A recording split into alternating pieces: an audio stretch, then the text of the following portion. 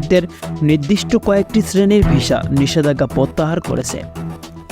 নিষেধাজ্ঞা প্রত্যাহার করা ক্যাটাগরিগুলোর মধ্যে রয়েছে ফ্যামিলি ভিসা আর জিসিসি দেশগুলোতে বসবাসরত বাংলাদেশি নাগরিকদের ভিজিট ভিসা। চিকিৎসক, প্রকৌশলী, নার্স, শিক্ষক, হিসাবরক্ষক, বিনিয়োগকারী, সব ধরনের অফিসিয়াল ভিসা এবং উচ্চ আয়ের পর্যটকদের ভিসা। ঢাকাস্থ দূতাবাস নিষেধাজ্ঞা তুলে নেওয়া ক্যাটাগরিগুলোর জন্য ভিসার আবেদন গ্রহণ ও প্রক্রিয়া করবে। তারা ভিসা দেওয়ার জন্য রয়্যাল ওমান পুলিশের আরপির সঙ্গে সমন্বয় করে কাজ করবে। আবেদনের সঙ্গে জমা দেওয়া কাগজপত্র বৈধ হলে আবেদনের ধরন ভেদে 1 থেকে 4 সপ্তাহ সময় লাগবে ওমানের ভিসা পেতে। ভিসা শিথিল করা ও প্রক্রিয়ার মধ্যপ্রাচ্যের দেশটিতে বাংলাদেশি পর্যটকের সংখ্যা বাড়বে বলে ধারণা করা হচ্ছে। সংবাদের এ পর্যন্তই। পরবর্তী নিউজ আপডেট পেতে আমাদের সাথেই থাকুন। ধন্যবাদ।